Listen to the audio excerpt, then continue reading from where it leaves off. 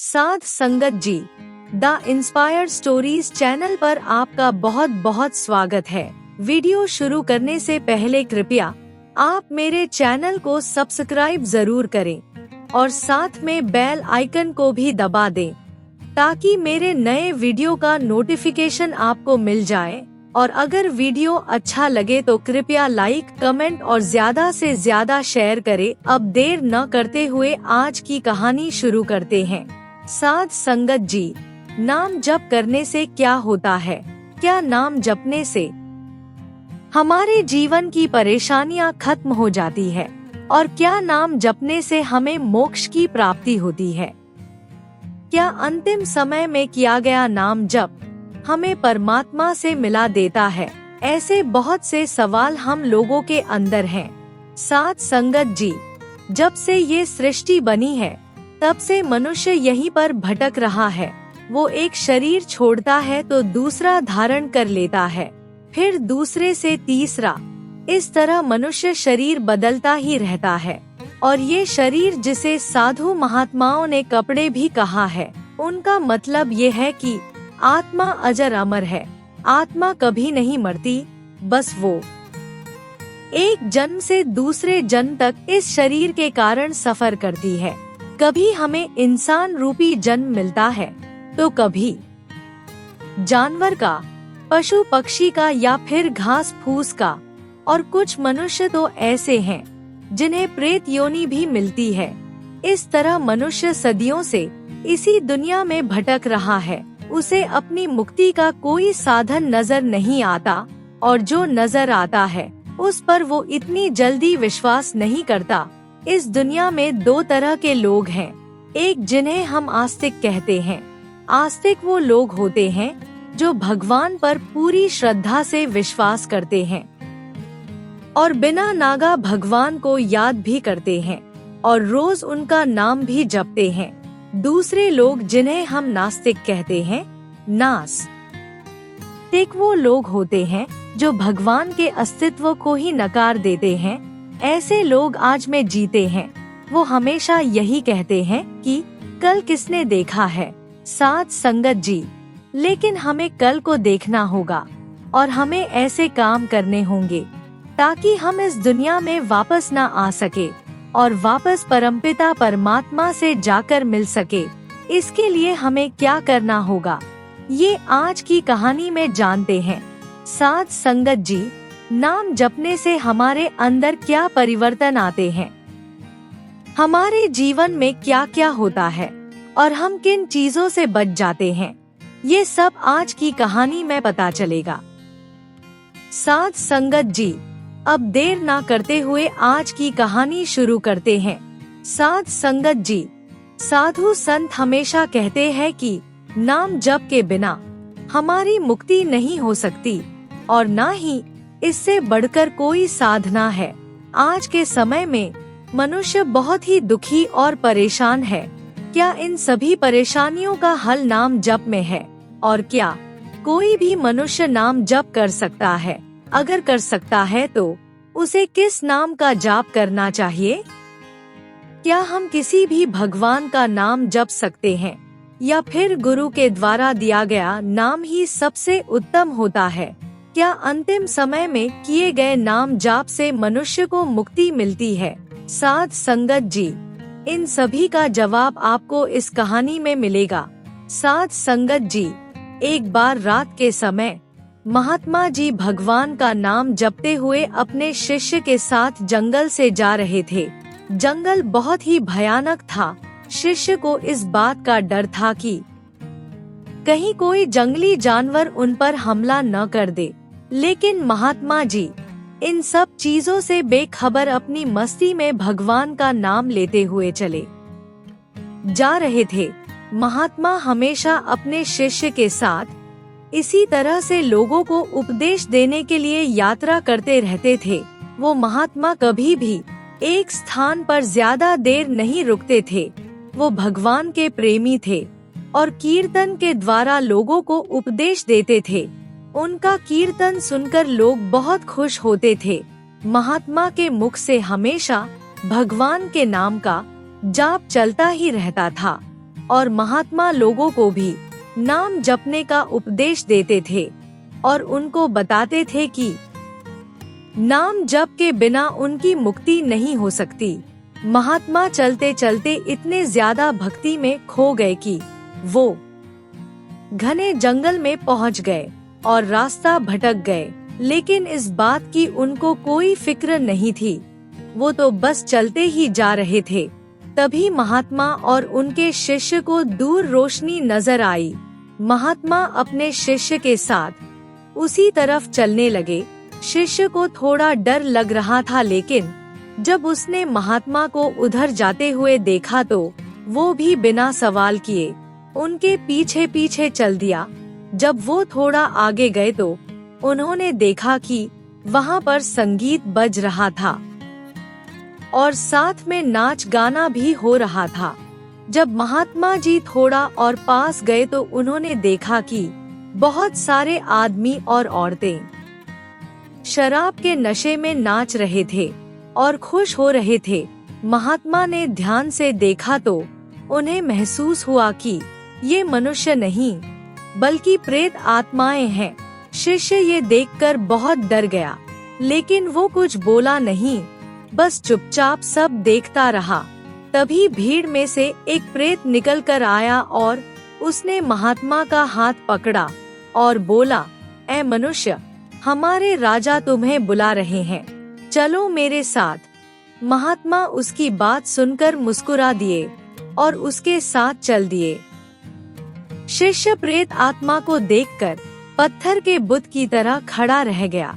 वो प्रेत आत्मा महात्मा को एक सिंहासन के पास ले गई, जहाँ पर उनका राजा बैठा हुआ था। राजा के आसपास बहुत सारे प्रेत खड़े हुए थे।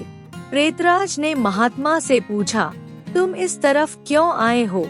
आज हम लोग यहाँ जश्न मना रहे हैं। क्या यहाँ आते हुए तुमने ये सब देखा नहीं? क्या तुम्हें मौत से डर नहीं लगता? महात्मा ने मुस्कुराते हुए कहा, मुझे भला मौत का डर क्यों होगा? मैं तो इन सब चीजों से ऊपर उठ चुका हूँ। जिसे जीने का मोह ही नहीं, उसे मौत का क्या डर। हम साधु संत तो मृत्यु को एक आनंद का विषय मानते हैं।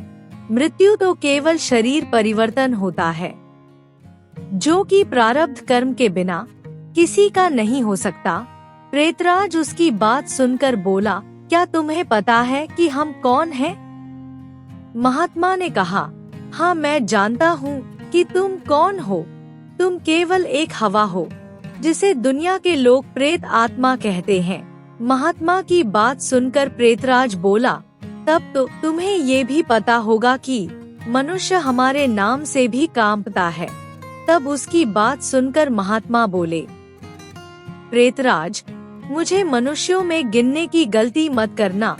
हम जिंदा दिखते हुए भी जीने की इच्छा से रहित हैं, और अगर तुम सोचते हो कि मैं जिंदा हूँ, तो इसके बाद भी तुम मुझे मार नहीं सकते, क्योंकि जीवन मरण तो कर्मों के अनुसार होता है। फिर उसके बाद महात्मा बोले, क्या मैं तुमसे एक सवाल पूछ सकता हूँ? प्रेतराज ने जब महात्मा को इस तरह बोलते हुए देखा तो उसे बहुत हैरानी हुई कि प्रेत का नाम सुनते ही लोग मर जाते हैं, और एक साधारण सा मनुष्य मुझसे इस तरह बात कर रहा है। तब प्रेतराज को महसूस हुआ कि ये महात्मा कोई साधारण महात्मा नहीं है, इसलिए वो बोला, पूछो क्या पूछना चाहते हो? तब महात्मा ने कहा, प्रेतराज, आज यहाँ जश्न क्यों मनाया जा रहा है? महात्मा की बात सुनकर प्रेतराज बोला, मेरी इकलौती लड़की, जो आज तक योग्य लड़का न मिलने के कारण कुंवारी थी, लेकिन अब उसे योग्य लड़का मिलने की संभावना है। कल उसकी शादी है, इसलिए ये जश्न मनाया जा रहा है। महात्मा ने उसकी बात सुनकर मुस्कुराते हुए कहा, तुम्हारी लड़की का दूल्हा कहाँ है? मैं उसे देखना चाहता हूँ। साध संगत जी, पूर्ण महात्मा को सब कुछ पता होता है, लेकिन उसके बावजूद वो इस तरह का व्यवहार करते हैं जैसे कि वो कोई साधारण मनुष्य हो। तब प्रेतराज बोला, जीवन के मोह को त्यागने वाले असाधारण महात्मा।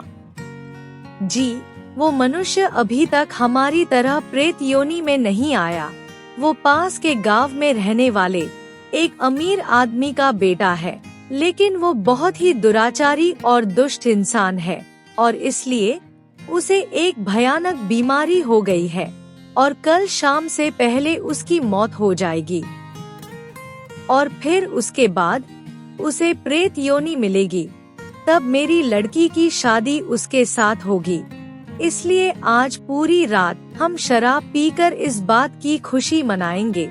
उसके बाद महात्मा अपने शिष्य को साथ लेकर भगवान का नाम जपते हुए वहाँ से चले गए।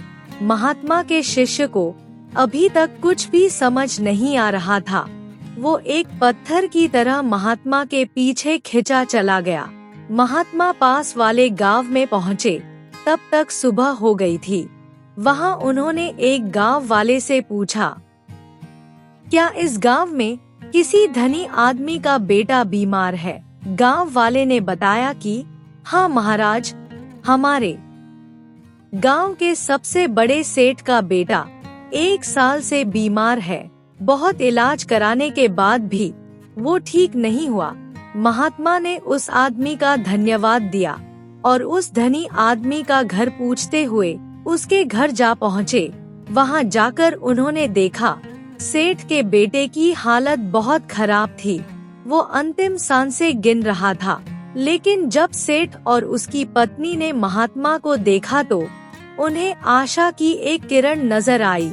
उन्होंने महात्मा को प्रणाम किया। महात्मा ने सेठ से उसके बेटे के बारे में पूछा। तब सेठ ने उसके बारे में सब बताया। फिर उसके बाद महात्मा ने पूछा कि तुम्हारा बेटा इस समय कहाँ है? सेठ महात्मा को लेकर बेटे के कमरे में पहुँचा। महात्मा उस कमरे में बैठकर आंखें बंद करके भगवान नाम का जाप करने लगे। दोपहर होने तक वहाँ लोग आने शुरू हो गए। महात्मा ने लड़के से पूछा, क्यों बेटा, अब कैसी तबीयत है? लड़के ने जब आंखें खोली तो उसे अपने सामने एक महात्मा बैठे हुए नजर आए। वो महात्मा को देखकर रोने लगा और रोते हुए बोला, महाराज, क्या आप मेरा परलोक सुधारने के लिए आए हैं? मैंने अपने जीवन में बहुत पाप किए हैं। भगवान के घर जाकर मैं क्या मुख दिखाऊंगा? लेकिन फिर भी मुझे आप जैसे महान संत के दर्शन हुए, ये मेरे लिए बहुत बड़ी बात है। इतना बोलते ही उसकी सांस फूलने लगी। वो जोर जोर से खांसने लगा। महात्मा ने उससे कहा, बेटा निराश मत हो, माना ये तुम्हारी अंतिम घड़ी है, लेकिन अब तुम्हें काल से डरने की कोई जरूरत नहीं है।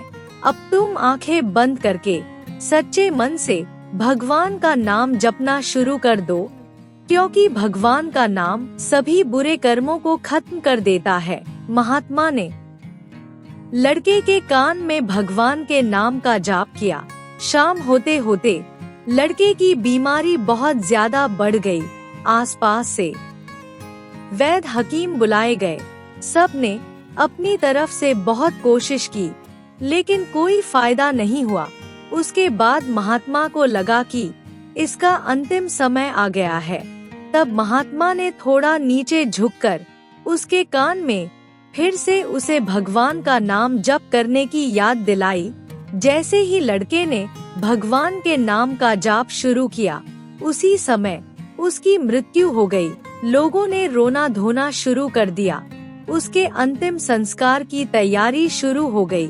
फिर महात्मा चुपचाप अपने शिष्य के साथ वहाँ से चले गए। नदी के किनारे पहुंचकर उन्होंने स्नान किया और फिर महात्मा भगवान के नाम का स्मरण करते हुए वहाँ से चल दिए। शाम हो गई थी। महात्मा चलते चलते रात के समय फिर से प्रेतराज के डेरे के पास पहुँचे, जहाँ पर बीती रात सभी प्रेत जश्न मना रहे थे। वहाँ महात्मा ने देखा कि प्रेतराज निराश अपने सिंहासन पर बैठा था। आज वहाँ नृत्य, शराब आदि कुछ भी नहीं था। चारों ओर मातम छाया हुआ था। सभी प्रेत रो रहे थे। महात्मा ने उससे पूछा, प्रेतराज, कल तो यहाँ पर बहुत बड़ा जश्न मनाया जा रहा था, लेकिन आज इतना मातम क्यों? क्या कुछ बुरा हो गया है? तब प्रेतराज ने कहा, हाँ महात्मा जी, इसलिए हम सभी रो रहे हैं। हमारा तो सब कुछ खत्म हो गया है। मेरी बेटी की आज शादी होने वाली थी, लेकिन अब वो कुंवारी ही रहेगी। महात्मा ने उससे पूछा, प्रेतराज, तुम्हारा होने वाला दामाद तो आज मर गया है, फिर तुम्हारी बेटी कुंवारी क्यों रहेगी? ये सुनकर प्रेतराज गुस्से से बोला, ये सब कुछ आपकी वजह से हुआ है। मैं ही मूर्ख था जो मैंने कल आपको सब कुछ बता दिया था। आपने तो हमारा सत्यानाश कर दिया। महात्मा ने बड़े प्यार से मुस्कुराते हुए कहा, हे प्रेतराज, मैंने आपका बुरा किया, लेकिन कब किया ये मुझे समझ में नहीं आया। कृपया मुझे मेरी गलती बताओगे तो मैं दोबारा ऐसा नहीं करूँगा। प्रेतराज गुस्से से बोला, यहाँ से जाकर आपने मरने वाले को नाम जपने के बारे में बताया और अंत समय भी उससे नाम का जाप करवाया, जिसके कारण उसकी मुक्ति हो गई। वो अपने सभी बुरे कर्मों से बच गया और इसी कारण मेरी बेटी कुंवारी ही रह गई। महात्मा ने उससे कहा, क्या सिर्फ एक बार नाम जपने से वो प्रेत योनि से बच गया? क्या तुम सच बोल रहे हो? प्रेतराज बोला, महाराज, जो मनुष्य भगवान के नाम का जाप करता है, वो नाम जप के प्रताप से कभी भी प्रेत योनि में नहीं जाता। और ये बिल्कुल सच है कि भगवान के नाम जप में मनुष्य के उद्धार की ताकत होती है। भगवान के नाम के जप का प्रताप सुनकर महात्मा जी हल्के हल्के मुस्कुराने लगे, क्योंकि महात्मा तो सब कुछ पहले से ही जानते थे। वो उस गांव में केवल उस लड़के का उद्धार करने के लिए ही आए थे। उनको मुस्कुराते देखकर प्रेतराज बोला, महात्मा जी, मुझे मालूम है आप सब जानते हो।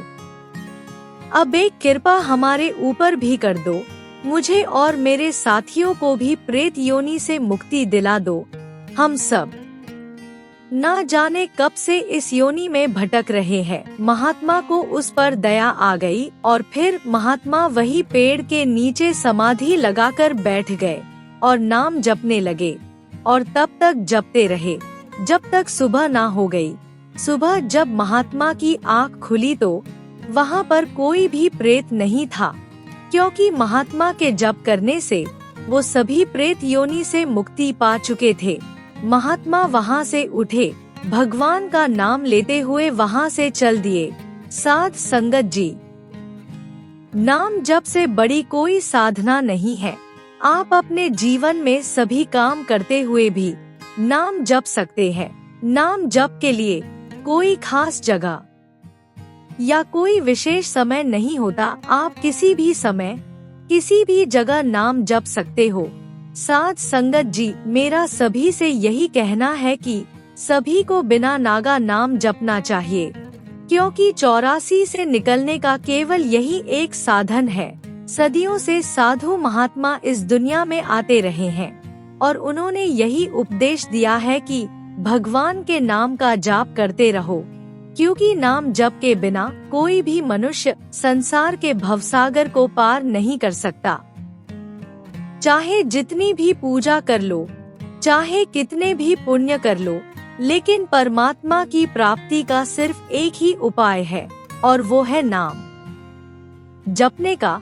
पूजा पाठ और पुण्य करने से हमें फल तो जरूर मिलता है, लेकिन इस संसार से मुक्ति नहीं। इसलिए अगर संसार से मुक्ति चाहिए तो उसका सिर्फ एक ही रास्ता है, वो है नाम जप का। इसलिए रोज रोज नाम जपने का अभ्यास करना चाहिए, ताकि हम इस भवसागर को पार कर सके और अपने असली घर जाकर परमात्मा से मिलकर उसमें समा सके। साध संगत जी, नाम जपने से हमारे अंदर शांति और सब्र आ जाता है, जिसके कारण जीवन की कठिनाइयाँ हमें महसूस नहीं होती। नाम जपने से मनुष्य परमात्मा को मिलता है। नाम जपने से तो मनुष्य के अंदर से मौत का भय भी समाप्त हो जाता है, क्योंकि नाम जपने वाला इन सब चीजों से ऊपर उठ जाता है और वो रोज अपने समय से नाम जपने बैठ जाता है, ताकि वो परमात्मा के दर्शन अपने अंदर से कर सके। इसलिए साध संगत जी, नाम जप की शक्ति बेअंत है, इसलिए आज से ही, बल्कि अभी से इसको शुरू कर देना चाहिए। और नाम जप की युक्ति हमें पूर्ण गुरु देता है और वो हमें बताता है कि हमें कैसे नाम जपना चाहिए और नाम जप के दौरान हमें क्या अनुभव होगा और कैसे हम आगे बढ़ेंगे।